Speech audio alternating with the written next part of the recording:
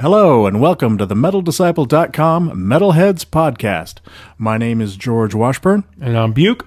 And today is April 19th, 2014, also known as Record Store Day. We're going to talk about Record Store Day today, but first, since this is the premiere episode, I thought we'd talk about ourselves a little bit. Me, I'm George Washburn, as I mentioned. I run the website, MetalDisciple.com. It's a website that does reviews and news and videos all about heavy metal music. I've been a metal fan for roughly 30 years. Introducing the masses. Yes, I've always been obsessed, I guess, maybe, with finding new heavy metal. At some point, it just made sense to start a website and talk about all my finds because, so much of the music that I come across, I find that most people haven't heard of. I mean, metal as it is these days is not exactly popular with the masses. It's kind of lonely having all these cool bands that nobody knows anything about. I started writing about it. I have to admit, I did start the website as a ploy to get free music from the record labels. There were a couple. The website saw different names over the years. Yes, it started off first called rockmusiccritic.com. That was my ill-fated attempt to cater to all kinds of music, but particularly metal. I like classic rock and even some like 80s pop music, mostly for the nostalgia. I hated it back in the 80s, but now it reminds me of the good old days. And so when I started the site, I wanted to be able to cater to everything, partly just because I didn't want to pigeonhole myself, and partly because I wanted to be able to review the latest Dark Throne album next to the latest Bruce Springsteen album, so that maybe somebody might actually, who's not into the audience is that much bigger. Yeah, to sort of, bring metal to people that maybe wouldn't actually normally come across it. And I might say, too, that was years ago, maybe, 10 years ago. 10, 12 years ago, before this digital age we live in now, when everything is so easy with Twitter and Facebook, the exposure to new music, too. Totally.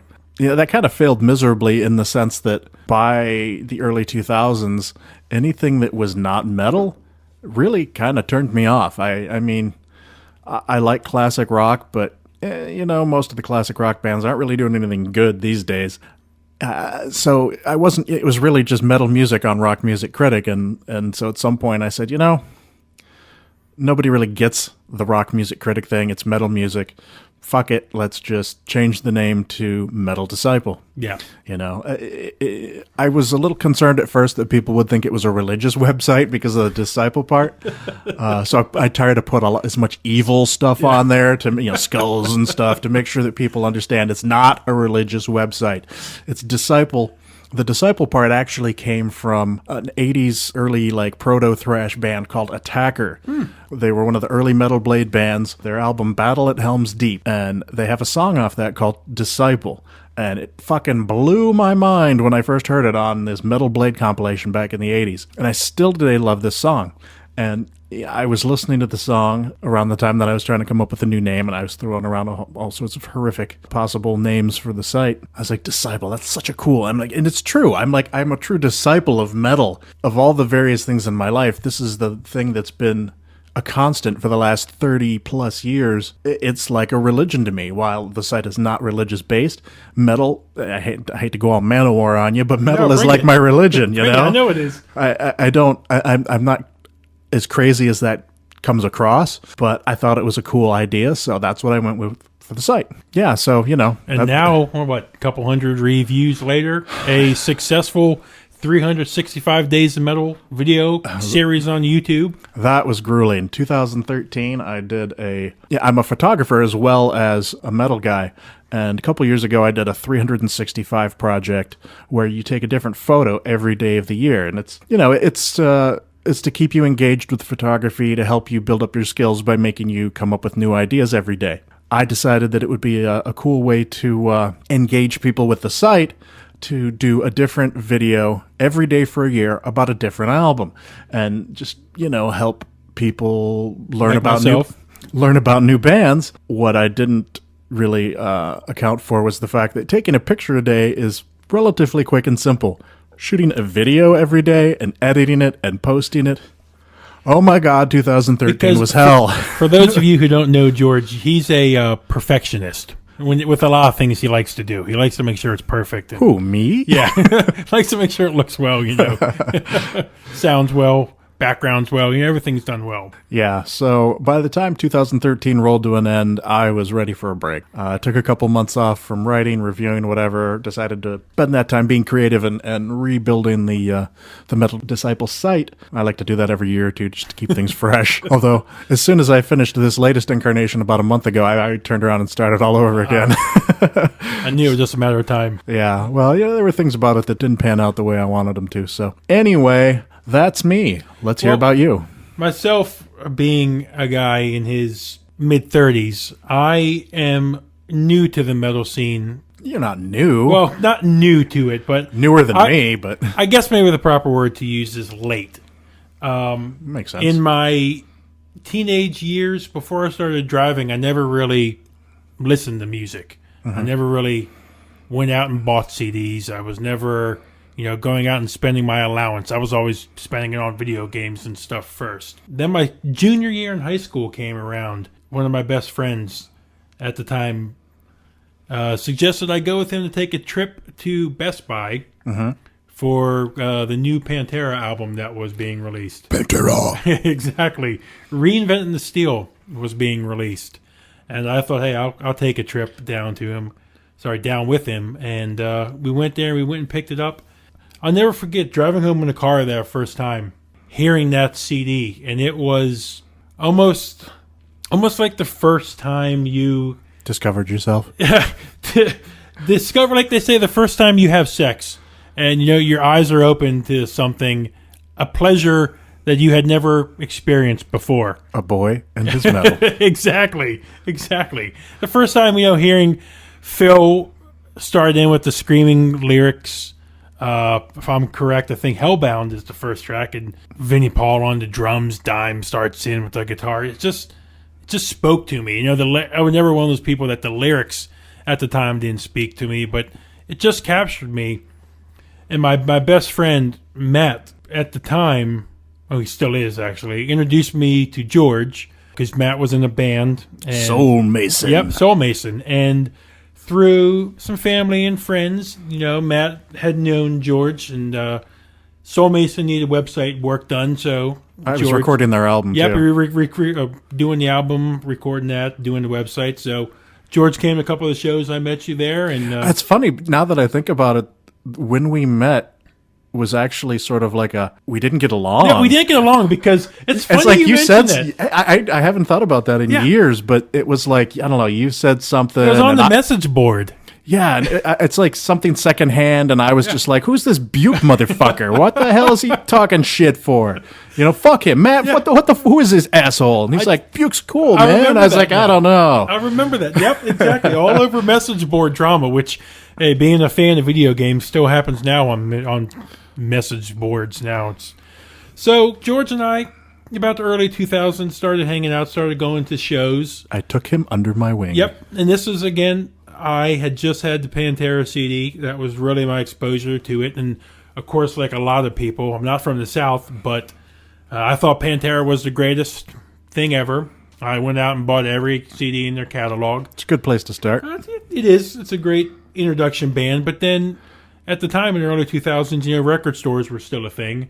So George and I would make almost a monthly pilgrimage to our local Tower Records. Remember when there were Tower Records? Yep. And our friendship really started to form then, and from them going out, I would go there. George would recommend, hey, get this CD, get this CD. Remember when I was trying to educate you on the ways of things that were not just Pantera? See, while I love Pantera, at the time I had this real problem with Hicks, and not that you're a hick, but Hicks. And not that I have a problem with Hicks, but Hicks that only listened to Pantera, and that was their only metal. They're like, I smoke weed and I listen to Pantera, and that's it. Their Pantera shirt has cut-off sleeves. Yeah, and it's just like, I mean, it's great that you listen to Pantera, but branch out a little. Yeah. And so I took it upon myself to educate you. And I will admit, back in the day, I was the guy who thought, if you're a heavy band and you maybe scream for a second, that's metal or that's hard. So George and I, started going down to the shows to the record store every once in a while. And from there, we went on to shows and stuff like that. He'd bring me along. Blossomed into 400 or 500, 1,000 CDs later. Yeah. And here we are 12, 13 years later, and George's like a brother to me. I also wanted to bring up, remember when I used to burn just tons of CDs for you? Books. I was, you don't know about Halloween. You don't know about Acid Bath. You don't know about, this band or that band. I was like, oh, well, let me bring you a CD. It's funny, the other day, I found the Black Vanity album. Uh-huh. I never would have found that. Cemetery? Yep. Wow. I never would have. No, there's no way. On my own, I never would have found that. That's such a good album. Yeah, without things like Spotify and the internet that we live in now, I never would have had exposure to bands like that. And we used to hang out every weekend almost and just sit there and, hey, George is best known for knowing a band, knowing what album to start you with. Sure. It's like, it might not be their best album, but if you want to get into a band, this is the easiest, door to walk through to get into listening to them. The gateway drugs that lead to heavier and heavier music. Yes. Start you off with some Pantera, work you into some Metallica, some Megadeth. Oh, wait, Slayer. And then, what's this? Cannibal Corpse. It's funny you mention it. Back in high school, I remember I went over to a friend's house. This was probably sophomore year, and he was a metalhead. And I remember I still do, like Warhammer, the tabletop game. Sure. And he had a Bolt Thrower CD. And I remember looking at the artwork at the time, looking at it and saying, man, Warhammer. Mm-hmm. Space Marines. In battle, there is no law. Exactly. Put this on. I remember my sophomore year, probably 15, 16? Yeah. I was driving, so 16, 17. He put that on, scared the shit out of me. Oh, hell yeah, man. Now here I am, decades later, a huge Bolt Thrower fan. Gotta love Bolt Thrower. Yeah. So that's a little bit about myself, our friendship. You're like a brother to me. So likewise, sir. It's about us. All right. As I mentioned when we first started, today is Record Store Day 2014. I like to liken the day to Christmas for vinyl fiends, of which I am one. Also, a newbie now. A newbie today got his first record player and his first vinyl. Yes. So we thought that given the occasion that we would talk about our experiences on Record Store Day today. We live in Maryland. Mm-hmm. We're lucky to have several record stores in the area, some better than others. We started the day at 9 o'clock this morning at the Record Exchange in Frederick, Maryland. Yep, right in the old downtown area. Yep, that's a very nice area. And we went there because we were looking for new vinyl.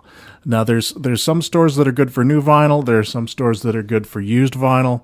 So we wanted to start at the one that had the new vinyl because we were looking for the re-release of Opeth's Watershed, as well as I wanted to pick up Typo Negative's Slow, Deep, and Hard. I was hoping to get the Catatonia release of the B-sides. And there's also a Machine Head 10-inch with some demo tracks from their forthcoming album. And so we got to the Record Exchange in Frederick. We parked. As we were parking, we noticed that there was a line in front of the store. I'm like, well, all right. Yes. They weren't open yet. Fine. But damn, there's a lot of people. Yep. We parked. We got in line. Probably 60, 70 people that we can see. That we can see outside the store. And we're like, all right, well, hopefully this... And they opened at 9. They opened at 9, unlike some places we know that don't open on time. And we're like, all right, well, hopefully this won't take too long. And we were there for, I don't know, maybe 20, 30 minutes, hadn't moved at all. And it's funny, we were approached by a woman who works for the local newspaper. She wanted to talk to us about whatever it was that was going on here today. She was like, International Record Day or something, and I corrected her. It says Record Store Day. She mentioned how she'd only heard about it yesterday. It seemed like, the paper had said, go down here and cover this. And she's like, great. I don't know what this is. What are these stupid people standing around on the sidewalk? And so, she asked us some questions about what it was and what we were hoping to pick up, and I gave her my card hoping to pimp the Metal Disciple website. Hopefully so, she quotes you. Hopefully there'll be something in the paper next week. And, half an hour turned into an hour. Which I might add, a lot of people nobody knows, but you never have business cards. Yeah, I know. You never keep them on you. I brought some today because I thought I might run into some people. I was wearing the new Metal Disciple T-shirt, trying to pimp the site a little bit. Yep. So anyway, yeah, I had a card handy. It was the first thing we did, and I was like, here you go. So anyway, we gave her that interview, and we waited, and we waited. Half an hour turned into an hour. We started questioning whether this made any sense. Hour turned into hour and a half. Hour 45. Yep. We were finally getting close to the building. We were thinking that we're about to go in. Yep. We could see into the doorway. And when we saw into the doorway, we saw what? That we saw the line that we had just been standing in. Mind you, they're letting people in 2 at a time. Right. So once you get into the store, there was another line that you could not see from outside. So here we are thinking, yay, we're in the store. We're in the store. No. You're just in the store to get in another line. And we're like, it took us 2 hours to get this far. That line looks just as long as the line we were just in. And then for God knows what fucking reason, I don't know who came up with this idea. They had the record store day selections roped off, and only 2 people at a time could be in there looking at it. What, maybe 4 or 5 bins, every genre. Everything was mixed into that little section. And so everybody in the store is standing around waiting while 2 people go through a number of records that like 4 or 5 people could have been looking at the same time easily without trampling on each other. And I just wanted to scream at these people, let more people in. I've been to this store in like the last 2 years, and it was not like this. I don't know what moron came up with this idea, but Record Exchange Frederick, go fuck yourself. Yes. This was a complete waste of time. If you're a metalhead, do not go there. Yeah, I hate on that Record place. Store Day. Yeah, you want to go to someplace nice, like Vienna Music Exchange in Vienna, Virginia. So that's what we did. When we got to the door and we realized that we were probably going to be waiting another 2 hours, we packed up. We said, fuck it. Yep. Cut our losses. That was 2 hours we're never getting back. And we left. And, we griped a lot along the way. Yep. But so from there, we drove an hour down to Vienna, Virginia. Which, DC metro area people, if you've never been there, this is your record store haven. This is it. Yes, it's a small place, but it is very metal-centric. And I love this place. I can't get there enough. Yeah. We got there. We parked. We walked in. There were 2 or 3 people in there. Finally got to meet the owner. We've been there a few times, and there was always somebody else working. No owner. Finally got to meet him. No muss, no fuss. There we were, digging through new metal. Granted, they did not have the record store day releases, but who cares? They had tons of metal there. I spent a mint going through that place, digging out. I got Mayhem, the Dawn of the Blackhearts. Let me see my list. Here's your list right there. There's your stack. I got the Dawn of the Blackhearts bootleg LP. I got 3 Goat Whores. Let's see. Those are nice. Yeah, I had all 3 of the Goat Whores. I was like, nice. Amon Amarth, Surtur Rising, Exhumed, Necrocracy. Try to say that fast. Dark Thrones, Transylvanian Hunger. How could I not have that on vinyl? And this guy calls himself metal. Hey. I've got all of this stuff on tape, CD, and digital. Now I'm getting it on vinyl. I don't just buy an album once. I buy it 3-4 times just to make sure. Let's see. I got the Exciter, Heavy Metal Maniac from way back in the day.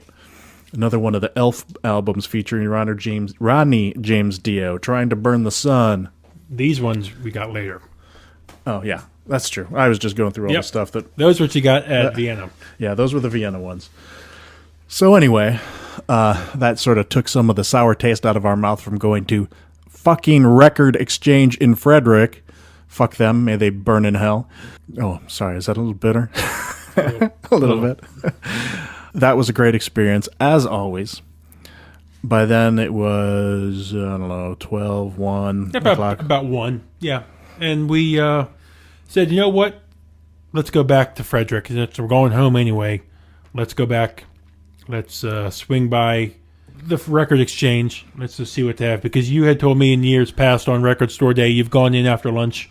There wasn't a crowd. You're able to walk in, browse what they have. I figured, once the initial crush of people was done, that we'd be able to get back in, get what we wanted, assuming they still had it, and then move on to the next place, which we'll get to next. So we got back. We parked again in the same parking garage. walked back. We didn't see a line out front. That was a good sign. Not out front. Not out front. We walked into the store and right into another line. Right into another line. Yep. And at this point, I became a pissy little bitch. You don't like lines. Not after this 2 hours I'd spent there before, and I started bitching at the random guy next to me. But he's like, "Hey, how's it going? How you doing?" I'm like, fuck this place, fuck it, fucking assholes." And he's just like, "What's the matter? What's this crazy guy doing?" He was loving this place, thinking it was great. Yeah, he had been going since 3 a.m. at other shops. Yeah, I can't complain, man. That guy's more of a trooper than me. And I was just bitching about, this is so ridiculously stupid the way they had this set up with only 2 people being able to look at anything in the store at a time. But this was our only opportunity to get the new releases by Opeth and Typo. I'm just going to say it now. I am a Opeth fanatic. He is. I live Opeth. When I saw that Opeth had an exclusive today, even though I don't own, at the time, I did not own a record player, I said to myself, I'm owning that Watershed reissue today. When we got back to that store and saw that they had it, I was not going to be turned away without getting it. Right. So this time we were like, we are not leaving. We're getting through this line. Actually, because we were talking to that guy, I didn't really pay attention. It was probably at least 45 minutes. About, yeah. And we finally got into the roped off area.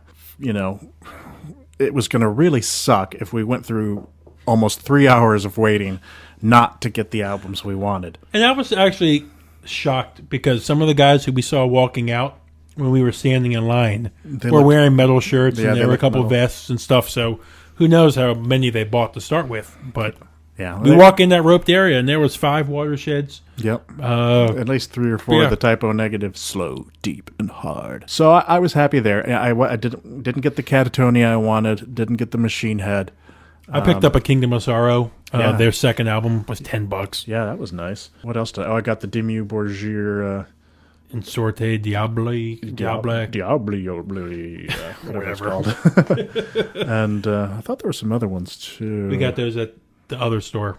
Are you sure? I thought I got something else there. I don't. Doesn't matter. Who cares? Who cares? Who cares what we got? Oh yeah, I got a Misfits, Evil Live, and a live Nick Cave album. So anyway, we finally got out of there. We still wanted to go to my favorite record store. It's not a real metal place. He does have the occasional, cool metal album, but the guy's name is Chris. He's passionate, extremely passionate. He's very passionate. He loves vinyl. He loves music, and there are a few people that I come across that can keep up with me and even surpass me in their music knowledge. And it's not even Eddie Trunk. Well, Eddie Trunk is pretty good with the hard rock, not so much with the real metal. Yep, not with the metal. But I love you, Eddie Trunk. You hear it here first. We're calling you out, Eddie Trunk. Yeah, it's time for a showdown. No, I love you, Eddie Trunk. What you do is for metal is great. But, we want more of the extreme metal. Yes. But I understand VH1's not letting you do anything like that, so, whatever. But anyway, fuck was I talking about? You were talking to Chris. That's right, I was talking to Chris. His store is called Rock and Roll Graveyard. It's in Frederick, Maryland. It's a little place. You go down some steps into a basement. I just love going there and just sorting through the metal bins. Not the metal bins, the record bins. Given any day, deeply discounted records. Most $2, $3, $4. $2, $3, $4. You pay like $20 for something. Like I got the DRI crossover album. That was $20. That's still cheaper than you're going to find it on like eBay or something like that. Yeah. Great guy. Love going there. That's where we wanted to end our day. We actually ran into him when we were standing in line the first time at the fucking record exchange. And he sympathized and, so we had to go see him later. We picked up some more stuff there. It was more... I picked up Rainbow Live. Yeah, the Rainbow. I got the DRI. I don't think I got too much in the way of metal. And again, I will say, buying these, still, I did not have a record player. That's right. So as I'm sitting there buying these, I'm thinking to myself, I can't do my first record store day, and I've gone with George on these trips 4 or 5 times and not have a record player. So, George gets 6 or 7 records from there, and we end up leaving, and I almost kidnapped George and take him to Best Buy, where I buy a record player.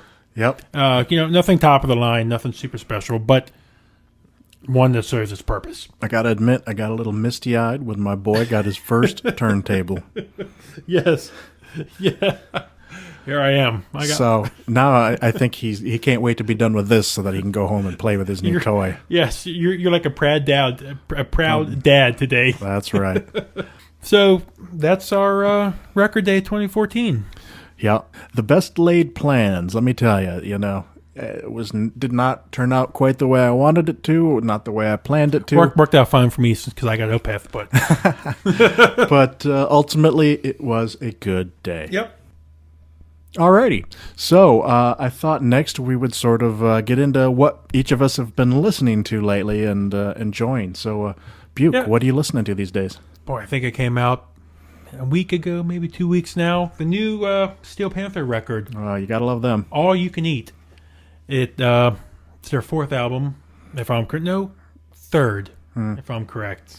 I can't remember. I think it's their third. I like the album cover. It's it's a take on the Last Supper. Yeah. And actually, you take off the little slipcase. I don't know if you've seen that yet. There's there's a naked girl on the table with her tits out. That's boobies. Yeah, that's if you've ever been to a Steel Panther concert, that's right up their alley. Is it? Boobies everywhere.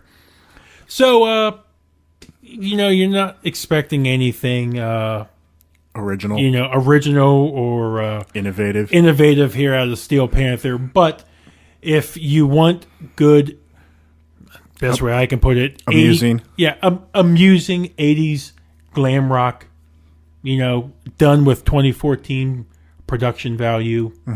I still laugh out loud listening to the tracks on my third, fourth, fifth playthrough. Yeah, these guys are they're crazy, man. They are crazy. They are your Def Leppard, Bon Jovi. Yeah, Bon Jovi and all those other bands from the 80s, Motley Crue. If they just came out and sung the lyrics that their lyrics were really thinking, or that's what they were really thinking. Yes, yeah. And songs on this new record talk about a gang bang at the old folks' home. Songs on this talk about party like tomorrow's the end of the world. This is not the kind of album you listen to with your mom or your grandmother. No, definitely not. You're not posting these tracks on Facebook for everybody. It's about as tasteless as it gets. Yes. But if you want to laugh, I recommend this album. It's just it's not metal, but it's just a great hard rock album that's right now been capturing me. I haven't listened to it too much, but I wanted to quickly throw out here. I found a band on Twitter last week that I started listening to, a band by the name of Starkill. I don't know when this album exactly came out. Maybe being last year or the year before. I feel like they have a new album coming out because I heard I saw a video for a song. It seemed like it was recently released, so they may be getting ready to release a new album. But I saw it, and I subscribed to Sensormeter on YouTube, and the best way I can describe them, and I tried to describe them to you in a text message, is like if you kind of blend Dragon Force with Children of Bodom keyboards and speed with the harsh black metal vocals. Right. That's the type of sound that these guys have. Really interesting. The lyrics are almost kind of Viking-esque, kind of fantasy lyrics kind of out there. It's hard to describe, but it was capturing me the little bit that I listened to it. Excellent. So that's where I'm at right now. I know nothing. My excitement can't hold a candle to yours. I'm just going to say this. In the years I've been, friends with you, and I rarely do I get excitement from you. I can name right now on one hand your excitement when you heard the first Bloodbath. You really liked that. Yeah. The 3 Inches of Blood when you first heard that. Sure. Because you like stuff that's new. Yeah. Or different. I'm always innovative. about the new. When you messaged me about this one, I think your response was, what the fuck? Or like, this is fucking amazing. Yeah. What is it, George? This is the new Triptychon album. I'm going to butcher the name. I want to say it's Milena Chasmata. I don't know. I saw it. I don't know what it is. all I know is it's the second album from Triptykon. Triptykon, of course, being the new band with Thomas Gabriel Fisher, originally of Hellhammer and Celtic Frost fame. This guy is amazing. Okay, the first Triptykon album blew me away. It was just so heavy. You know, the music is so deep and like doom-like, yet dark and black and twisted. And you know, he always has the H.R. Giger album artwork. That's what I was trying to think of the name right here. Yeah, because they're both Swiss. You know, Thomas Gabriel Fisher is from Switzerland, as was H.R. Giger. So anyway, the new Triptykon album, which what label are they on? Century Media. Okay. The new album I've been waiting for like the last year. I've been like, come on, new Triptykon. And it finally came out, and oh my God, it is so fucking badass. I feel like a fucking fanboy. I love it. You guys don't know George, but I love this excitement from him. Yeah, I mean, I get excited about things, but I listen to so much music. I get promos from all the different labels, and I'm just constantly and every room in your house, George, there's stacks of CDs. Yeah, you hear a lot of music. I hear so much music, and so you get a little jaded. It takes something really special to rock the boat and make you go, wait, what's this? And so and that's it's like I'm chasing the dragon. I'm always looking for that next album that makes me excited. Was that the Hammerfall callback? No, Dream Evil. Anyway, so the new Triptykon, the first one was very bludgeoning. It was heavy. It was dark. This one, to me, it felt a little more evolved. It wasn't always quite as fast. There were some slower parts. There's some female backing vocals, some sort of spoken word lyrics. It's just a little more dynamic, not just always going forward full speed ahead. There was a lot more atmosphere and mood to the album, and my God, it just blew me away. I've been obsessed with it. It's I was telling Buke the other day. The only show that I'm aware of that they're playing in the United States this year is at the Maryland Death Fest. We happen to live in Maryland. How convenient. Yet these shows always sell out before we even hear about the tickets going on sale.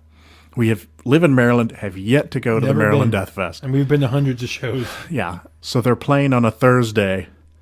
And are they headlining that day? I couldn't tell based on the set list who was headlining. It makes sense that they would be, though, based on the bands that were playing that day. It's going to be at Ram's Head Live in Baltimore. And I'm like, I got to find tickets to this show. I went on the website, of course, sold out. I went on to StubHub, nothing. So I'm like, Buke, I should probably play the promotional card here, get a hold of my person at Century Media, and be like, hey, can you get me into the Triptykon show? And I'll do an interview with Thomas Gabriel Fisher. Me and interviews is a whole nother story. Let's just say that I've done a few. They haven't gone well. I'm not real good at interviewing people. So that's how badly I wanted to get into this show, is that I would be willing to make a complete fool of myself in front of my hero, Thomas Gabriel Fisher, just to see him play. I haven't decided yet whether I'm going to make that call to Century Media to see if I can do that. I'll have to get back to you on that. But that is really...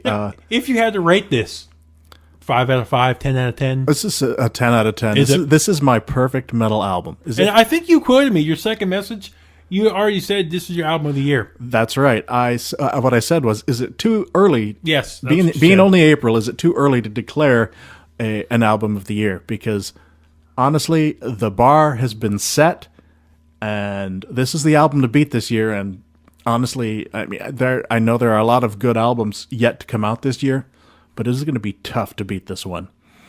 I rarely would I give an album a 10 out of 10 on I don't actually rate things on the site. I don't like giving labels like that. I like to say it's good, it's not good, whatever. But it just does, for me, it just doesn't get better than this album. Obviously, it's not for everybody. People have different tastes, what have you. For me, this checks off all the boxes on what I want out of a metal album. So, go get the new Triptykon. Yep, I even gave it a listen. Yep. All right. Moving on. Next up, I wanted to talk about a band that I've heard about them, I don't know, for a couple weeks at least, but I didn't give them a listen until last night. I figured it was kind of ludicrous and ridiculous, and I just had no intention of listening to it. But I don't know. I came across it somehow. I listened to a YouTube video, and I'm still undecided on what to say about it. The band is called Baby Metal. It's from Japan, and there's these three cute little teenage Japanese girls singing pop vocals over top of like heavy thrashing music. You know, normally in these situations where it's so obviously put together like a boy band, it's not an organic thing. It was conceived in the laboratory for the sole purpose of generating money for some record label. I hate that sort of thing. But I was listening to it, and my wife, who is not a big metal fan, you know, she gets into some of the older stuff that I listen to, but, you know, she doesn't like anything extreme. She was even kind of grooving to it and singing along to it, although it was in Japanese. Who knows what they were saying? It's called Gimme Chocolate. And I got to say, this is not something I would listen to recreationally. Yeah. But I found it kind of cute. I will be the first to say, a couple months ago, saw a video of theirs when I first started seeing some talk on Twitter about them. While, of course, I'm not a fan of Japanese pop music and Korean pop and all those. J-pop. Yeah, that's it. You know, from being a video game player, I see it, you know, people listening to them on Twitch and stuff like that. I will honestly admit the music that I heard in behind the vocals is crushing. Yeah, the music surprisingly is surprisingly good. Well done. I don't know if it's a real band. I don't know if it's digitally put in. Enhanced. Yes, I don't know if it's, you know, fake. You know, right. But it sounds good. You know, if it was American teen girls like a Miley Cyrus or a Justin Bieber. Oh, he's not American, but he is a little girl. It would not have been the same. There's something about young Japanese girls, and I'm not going pedophile on you here. I'm going more of a like Godzilla movie, like the little, you know, oh la la la la, the little Japanese girls with the Mothra, and you know what I'm talking about. Have you seen that? I know what you're talking about. I haven't seen it in years, so I don't really know what I'm talking about. But there's just something adorable about little Japanese girls, you know, bouncing around and being cutesy, much more so than, you know, stupid American pop star girls like Miley Cyrus. And since I've never heard anything quite like it before, while it's not really my style, I'm giving it a pass just because it's kind of amusing. And, you know, it's funny you bring this up. There has to be some weight to this, or maybe it's just an advertising thing, but I follow Trivium on Twitter, and Matt, the lead singer, was actually in a Japanese magazine with them. Yeah. For an article. Yeah, I was reading an article. It was in, I think it was Metal Hammer. It was either Metal Hammer or Terrorizer, and that's where it was on my iPad. So the video was embedded in the article, and they were talking about all these bands that they'd shared the stage with, Metallica and people like that, and how that these American metal bands were fans of theirs. And I'm like, you know, I don't. Fans might be pushing it. That's the press machine there. Yeah, but still, obviously it's not completely hated. It's obviously not. There's definitely a market for it. Well, we'll see where it goes. Yeah, we'll see where it goes. In this digital age, they could make a name for themselves. Maybe. I don't expect. Maybe one more album. I don't see this having longevity. Record Store Day 2015. Will you be standing in line for the Baby Metal 2? Baby Metal. Give me more chocolate. Yes. Will you be standing in line for their album? No. Probably not. No, I don't think so. So I don't know about you, but I'm a voracious reader. Not so much. My ADD ruins me. And recently, like beginning of last week, I started reading a book. I read a lot of like fantasy, you know, Jordan and what's the freaking Game of Thrones? I don't know his name. What the fuck is his name? George R.R. Martin, and like horror, Stephen King and stuff like that. But as metal becomes more mature, we're starting to get books from metal people. Biographies and things like that. You know, I've read the Ozzy and the Tony Iommi, and I've read a little bit of the Zach Wilde book. I started the Zach book. Wasn't bad, but I got interrupted, and I just haven't gotten back to it. And this past week, I started reading a book called Black Metal: Evolution of the Cult by, pardon me if I don't get his name right, I think it's Dayal Patterson. I've read one other book. There's a book called Lords of Chaos that's all about the Norwegian metal and South American metal and, all the murders and all the church burnings and things like that. This book is it's the evolution of black metal. It starts off at the beginning it talks about Black Sabbath, the origin of all metal, moves on to Venom and Bathory, Hellhammer, Celtic Frost, stuff like that. It's just sort of tracing the path of metal, and I haven't gotten not even a quarter of the way through it yet, probably. Right now I'm up to Samael, and I have to say it's a really interesting read. Some of the metal books out there, the metal literature, the writing is maybe not up to par with, mainstream authors. But this book, it reads well. It's very interesting, and I'm flying right through it. And for somebody that has been so obsessed with metal for 30 plus years, I'm actually learning new things about some of the bands that I enjoy. So like I said, I'm not that far into the book yet, but at this point I can already recommend checking this book out. What's it called again? It's called Black Metal: Evolution of the Cult. Segueing from the black metal book, I wanted to move on into a new piece, as if everything's new this week. A piece called Classic Recommendations from the Vault. I've been listening to metal, as I said, for 30 plus years. There's a lot of great albums along the way that perhaps don't get as much listening time from fans these days as may have missed your video project. I'm sorry. Yeah. In fact, I believe this album was one of my 365 days of metal. The band that I want to cover today is actually one of the bands in the black metal book. I was inspired to talk about them because I am currently reading about them, and it made me go back and listen to the album again. It's been a couple of years since I've heard it. The album I want to talk about is Ceremony of Opposites by Samael. This is a classic album. It's a great album. I mean, it's only... Where's this at in their catalog? It's their third album. I believe it's actually 20 years old this year. It came out in 1994, I think. I could be wrong. Pretty sure it's 94. It's either 94 or 96, but I'm pretty sure it's 94. I'd have to look that up. Check your facts next time before you talk. Oh, well. There's Wikipedia for the listeners out there. Anyway...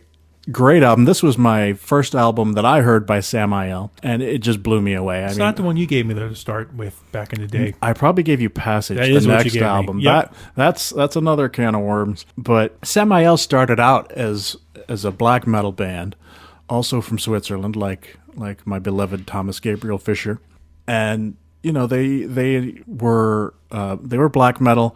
People like Euronymous from Mayhem were praising their black metal skills. Their first album was called Worship Him.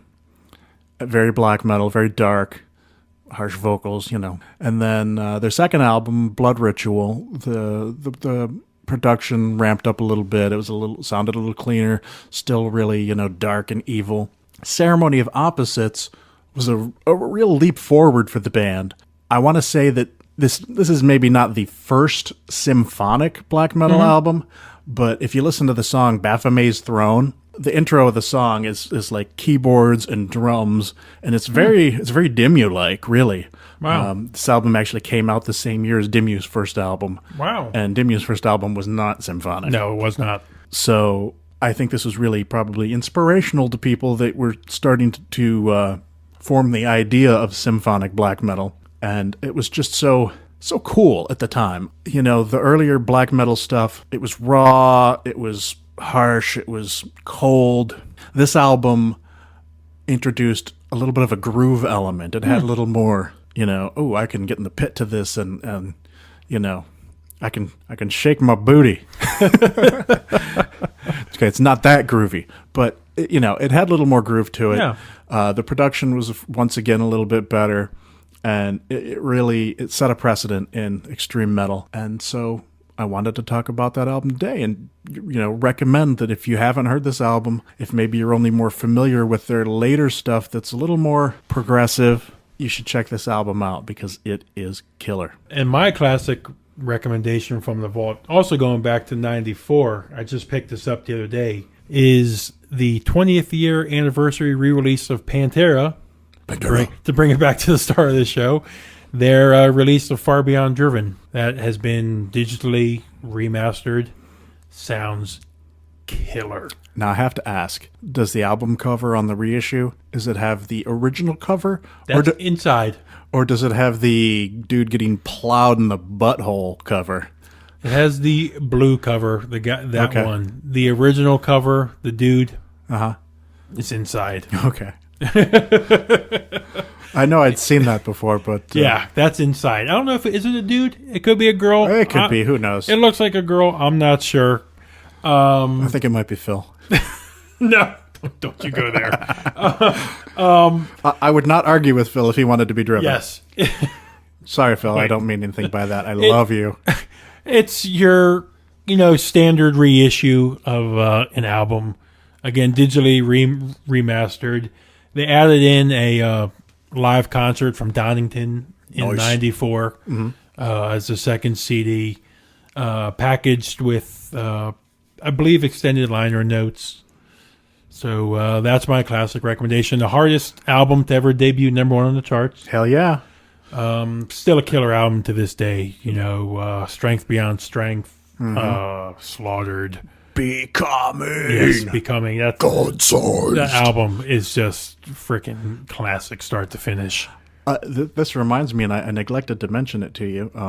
Earlier this week, I put in orders that will complete my Pantera vinyl collection. Wow, which was? Well, I mean, okay, when I say complete, I mean the Cowboys from Hell on. I've got Cowboys, I've got Vulgar, I've got Driven, and Great Southern? I ordered Great Southern and Reinventing.